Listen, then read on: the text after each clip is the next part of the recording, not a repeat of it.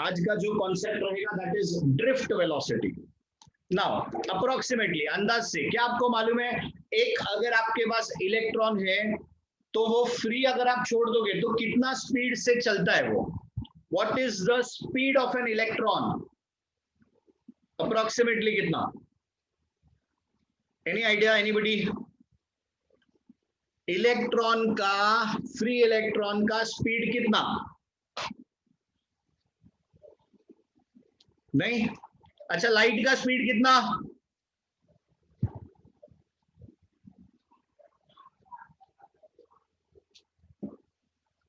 Light का speed is 3 into 10 raised to 8.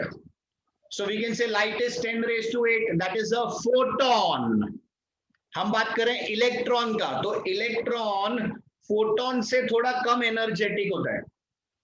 तो आपका जो करेक्ट, तो आपका जो इलेक्ट्रॉन है उसका स्पीड जो रेंज है वो 10 रेज टू 5 से 10 रेज टू 6 मीटर्स पर सेकेंड का हो रहा है। तो आपका जो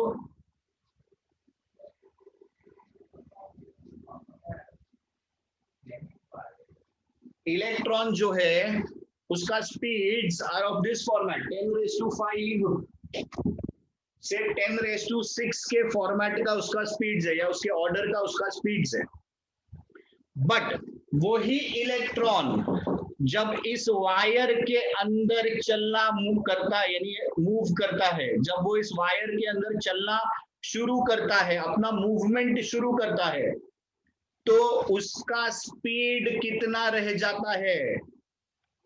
any idea? Speed of the electron when it starts moving. Very good Tanvi, बहुत बढ़िया। सो उसका जो स्पीड है, ये जो इलेक्ट्रॉन मूव हो रहा है वायर के अंदर, ये हो जाता है 10 raise to 4, 10 raise to -4, sorry 10 raise to -4 से 10 raise to -5। Correct, very good Shivam. अब देखिए ये कहां नंबर था, 10 रेज टू 5, 10 रेज टू 6, और हम कहां पे पहुंच गए? 10 raise to -4, 10 raise to -5 metre per second. अब इसका रीजनिंग क्या, ऐसा क्यों हो रहा है, इसका लॉजिक क्या है? यही अपना ड्रिफ्ट वेलोसिटी। तो वेलोसिटी तो अपने को मालूम है कि वही वेलोसिटी है, मतलब स्पीड की बात हो रही है इन अ पर्टिकुलर डायरेक्शन। ड्रिफ्ट, ये जो वर्ड है drift, drift is something like this. देखिए इस समय मैं आपके सामने खड़ा हुआ अभी ऐसे,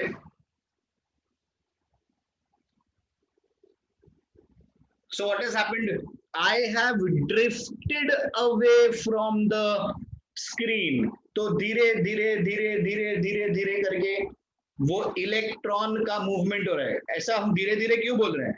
क्योंकि एक्चुअल स्पीड, उसका नॉर्मल स्पीड का रेंज ये रहा, बट यहां पर कैसे मूव हो रहा है वो इस तरीके से मूव हो रहा है। अब इसका लॉजिक समझ लीजिए, ये आपको 10th स्टैंडर्ड से मालूम होना चाहिए था, इनफैक्ट मालूम भी होगा, बट उस टाइम पे टीचर ने बताया नहीं, क्योंकि ये टर्म की आपको जरूरत नहीं थी। तो ऐसा मत सोचना ये मालूम नहीं है आपको, ये आपको डेफिनेटली मालूम है। सिर्फ फर्क इतना है कि आपको ये मालूम नहीं है कि आपको मालूम है। चलिए, तो क्या हो रहा है देखिए, हमारा इलेक्ट्रॉन ने मूव करना शुरू किया। अब जैसे ही इलेक्ट्रॉन मूव करना शुरू करता है, उसके आजू बाजू में जितने एटम्स है, एक बार एक रफ डायग्राम बनाता हूं। So you have a conductor. अब इस कंडक्टर के खुद के भी तो एटम्स होंगे, since it's a solid, atoms are closely arranged. तो ये जो ब्लू है, ये ब्लू हो गया उस कंडक्टर के एटम्स। अब अपन एक इलेक्ट्रॉन का शुरुआत करते हैं। ये इलेक्ट्रॉन है, इस इलेक्ट्रॉन को एक एंड से दूसरे एंड पे पहुंचना है। आपने यहां पर दे दिया पॉजिटिव, जैसे आपने इधर दिया पॉजिटिव, इलेक्ट्रॉन का मूवमेंट शुरू, इलेक्ट्रॉन दौड़ा, इलेक्ट्रॉन भागा, पर भागते ही क्या हो गया, उसका टक्कर हो गया। अब भाग रहे हो, आप जैसे ही भाग रहे हो आपके सामने कोई आ गया, क्या हो जाएगा, आपका स्पीड बढ़ेगा कि कम हो जाएगा? तो आपका स्पीड कम हो जाएगा। जब आपका स्पीड कम हो जाएगा तब क्या होगा, इनफैक्ट जीरो हो गया ना, आपके सामने कोई आके खड़ा हो गया, आप रुक गए।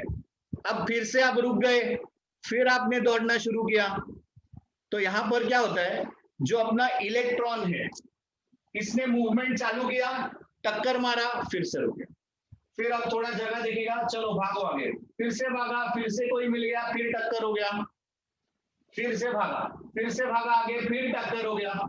तो यहां पर ये जो बार बार इसकी टक्कर होती जा रही है, कोलिशंस, इसके लिए अपना इंग्लिश का वर्ड है, टक्कर इज योर हिंदी वर्ड, इसका टेक्निकल वर्ड हो गया आपके पास कोलिशंस। तो कोलिशंस हो रहे हैं, अब ये जो कोलिशंस हो रहे हैं बार बार, इनकी वजह से इलेक्ट्रॉन की जो स्पीड है वो स्टार्ट करता है and it drops down to zero, वो स्टार्ट होता है and it drops down to zero. So gradually अपने को लगता है कि इलेक्ट्रॉन थोड़ा मूव हुआ, फिर रुक गया, फिर थोड़ा मूव हुआ, फिर रुक गया, और इसलिए क्योंकि ऐसा लगता है कि वो सरक रहे, it is just moving very very slowly, इसलिए इस स्पीड को नाम दिया गया है ड्रिफ्ट वेलोसिटी। इसको क्या बोलते हैं हम लोग? ड्रिफ्ट वेलोसिटी बोलते हैं। तो ड्रिफ्ट वेलोसिटी क्यों बोलते हैं वो समझ में आ गया क्या भाई सबको? और ड्रिफ्ट वेलोसिटी का वैल्यू का रेंजेस कितना? इट इज 10⁻⁻5 से 10⁻⁴ मीटर्स पर सेकेंड। तो आज हम सीखेंगे कि ये ड्रिफ्ट वेलोसिटी का डेरिवेशन कैसे करें, इस ड्रिफ्ट वेलोसिटी का फॉर्मूला कैसे डिराइव करेंगे हम लोग। If there will not be any obstacles, then correct, then the speed will be high. वो 10⁻⁶ वही स्पीड है, yes yes yes correct. So 10⁻⁴, 10⁻⁵, if there is nothing, electron को आपने खाली मैदान, आपको खाली मैदान में छोड़ दिया, बोला भागो, तो आप कैसे जी जान लगा के खुल के भाग सकते हो? उसी तरीके से उसी मैदान में अपन ने 100 बच्चों को खड़ा कर दिया, 100 गाय भैंस उधर रख दिया और बोला भागो, तो आप जैसे भागोगे किसी ना किसी के साथ टक्कर हो जाएगा, जैसे ही टक्कर होएगा आपका स्पीड कम हो गया, आप रुक गए। So to go from one end to the other end, so it will not be in full speed, it will be in small parts and each such movement is known as a drift. Okay, चलिए एक और term देखते हैं हम लोग, term है current density. So current density is the current flowing per unit area of the cross section. तो आपका जो करंट है, current flowing per unit cross sectional area is known as current density. It is represented by J. So J is equal to I upon A. तो unit हम लोग क्या निकाल सकते हैं? Area upon metre square. Dimension मैंने आपके लिए रखा था कि आप लोग मुझे डायमेंशन बताएंगे। चलिए डायमेंशंस वेट कर रहा हूं, बताइए क्या लिखा जाएगा? जल्दी जल्दी जल्दी जल्दी जल्दी, सिर्फ पावर लिख दो, ये सीक्वेंस में LMTI, सिर्फ पावर लिख दोगे तो भी चलेगा। बहुत बढ़िया निशा, बहुत बढ़िया।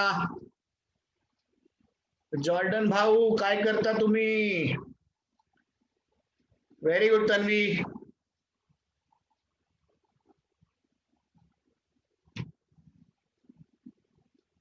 ओके, सो इधर लेंथ ये मीटर स्क्वायर है, so length is -2, mass is 0, time is 0, ampere, तो करंट 1 है, करेक्ट, -2 0 0 1। बहुत बढ़िया श्रद्धा। पुनीत भाव -2 आएगा, साइन का जरूरी, मतलब साइन सही होना चाहिए, that is important.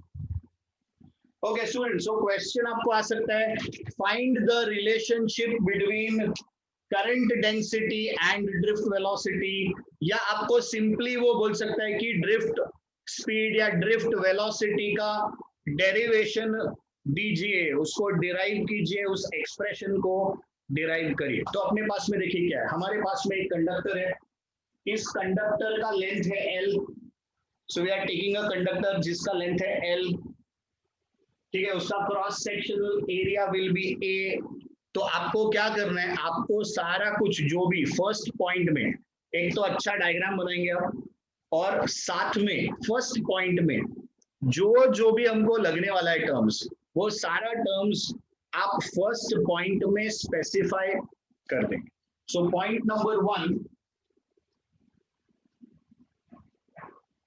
it is always about, you can say it's your introduction.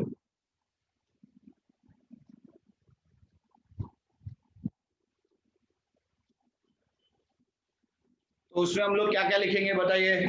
So we have a wire having length L, cross sectional area A, electrons, charge is E, it is moving with drift velocity Vd. देखिए आपके electrons move हो रहे. कभी जब आपने electric field apply किया है capital E, आपने कुछ तो भी इलेक्ट्रिक फील्ड दिया होगा, कुछ बैटरी कनेक्ट किया होगा, कहीं आपने कुछ वोल्टेज दिया होगा, है ना. तो ये सब आपने बदल.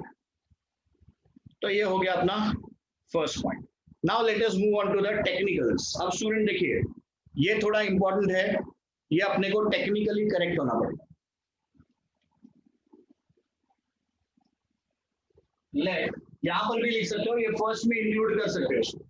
N, now what is N? This is important.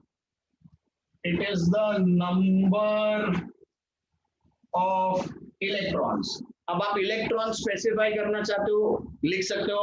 आप चार्ज लिखना चाहते हो, आप चार्ज लिख सकते हो. That is perfectly alright. So n is the number of electrons per unit volume. Now this is really important. n जो है, अपने को n मतलब नंबर तो ध्यान में रहता है, बट यहां पर इस डेरिवेशन में n is the number of electrons per unit volume. So n क्या है? Actually n is q upon v. n क्या represent कर रहा है? n represent कर रहा है number of electrons per unit volume. तो it is total charge. You can say q upon v, वो आपका n जो टर्म है वो represent करेगा. So if I want to know what is the total charge इस पूरे लेंथ L में, अब नेक्स्ट जो टर्म लिखूंगा प्लीज बहुत ध्यान से देखिएगा. तो इस पूरे वायर में जो मेरे पास टोटल चार्ज होगा वो कितना होगा? So total charge Q is equal to, शाबाश, Q is equal to NE. तो N आ गया into V आ गया, which is the volume, into E आ गया.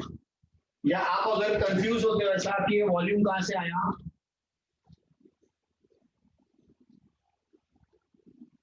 तो अपन ने कल तक किया था Q is equal to NE. ये तो आपको कल तक याद है. Q is equal to N into E. But n is your charge. This is charge per unit volume. तो वॉल्यूम से भी मल्टीप्लाई करना पड़ेगा क्योंकि मुझे तो सिर्फ चार्ज चाहिए, है ना. तो basically Q, it is n E multiplied by volume. And mostly ये चीज रह जाता है बच्चे से, ये पॉइंट अपन भूल जाते हैं और फिर अपना आगे का डेरिवेशन जो है वो रॉन्ग हो जाता है. तो डेरिवेशन बहुत इजी है, प्रोवाइडेड आप ये टर्म ना भूलिए. सो आप लिखोगे एन ई. ना how do we calculate volume? So volume is area into length. तो आपका जो Q रहेगा, Q is equal to NEAL. तो अभी आप उसको याद रख लो, नील. वॉल्यूम की जगह पर E गया तो चलेगा. वॉल्यूम की, हाँ हाँ हाँ हाँ हाँ, that is perfectly alright. Your answer was correct. AK NVE, absolutely fine. That sequence doesn't matter ना. ABC, A into B into C is same as A into C into B. It is BAC. आप कैसा भी लिखो, that is absolutely fine. आप पहले volume लिख के NE लिखोगे तो भी चलेगा, कुछ गलत नहीं है उसमें. तो ये अपना हो गया टोटल चार्ज। तो students how do we remember it? देखो अपने को ये नाम याद रहता है, अब आप उसको कैसा याद रखना चाहते हो ये आप, आपको उसको लीन याद रखना है, लीन। जो लोग को पतला होना है, मेरे जैसे लोग उसको लीन याद रख सकते हैं।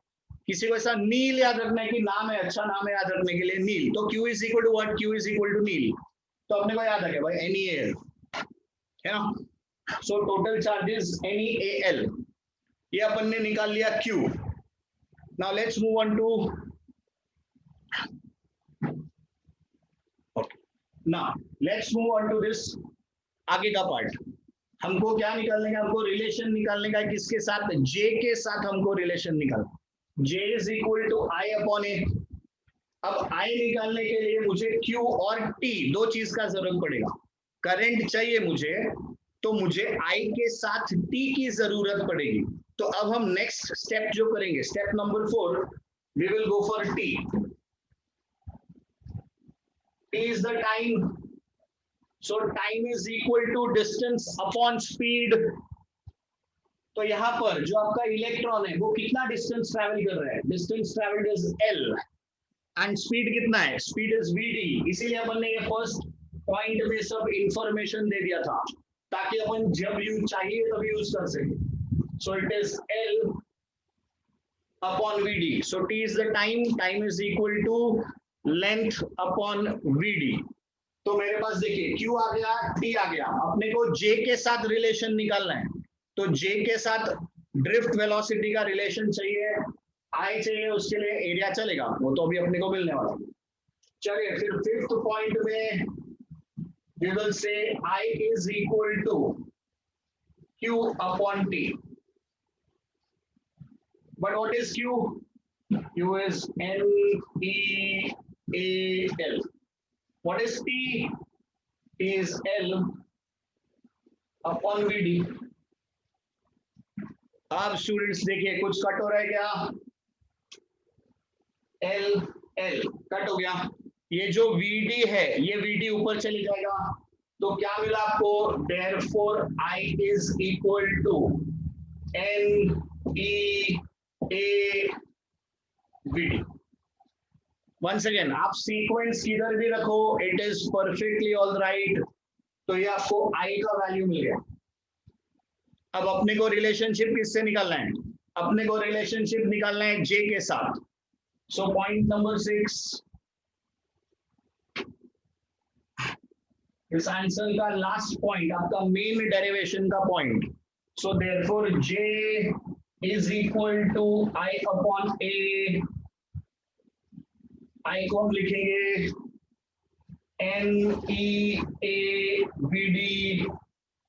Upon A। कुछ कट होता है क्या? यस, आपका A और A कट हो गया ऊपर नीचे। So J is equal to NeVd। So this is your relationship between J and Vd। Now suppose उसने क्वेश्चन में ऐसा नहीं बोला कि J और Vd का रिलेशन निकालो, उसने आपको क्वेश्चन में बोला कि Vd का एक्सप्रेशन निकालो, तो निकालो। J तक तो आप पहुंच गए हो, नेक्स्ट स्टेप में आपको क्या चाहिए? अब आपको चाहिए Vd, तो सिर्फ Vd आपको चाहिए। देखो आप यहाँ से भी निकाल सकते हो। तो एक आपके पास क्या आ गया, देखो procedure, Vd is equal to I upon NeA। अभी अभी आपने देखा था J is equal to I upon A, तो आप ऊपर लिख दो J upon Ne। ये देखो Vd चाहिए, इधर आ गया। यहाँ पर भी वही मिलता, प्लीज ध्यान से देखिए। J is equal to NeVd, Ne आ जाएगा नीचे, Vd is equal to J upon Ne। मतलब आप यहाँ से पहुंचो या इधर से पहुंचो, you are reaching the same place, मतलब अपना डेरिवेशन करेक्ट है। Students, this is how you should learn a derivation. एक बार फिर से करेंगे आप, पहले आप इसका फोटो ले लो क्योंकि बहुत अच्छे से आया है ये, क्योंकि अगली बार जब हम सेकेंड टाइम करेंगे तो लर्निंग के तरीके से करेंगे। तो please take a pic of this. Done.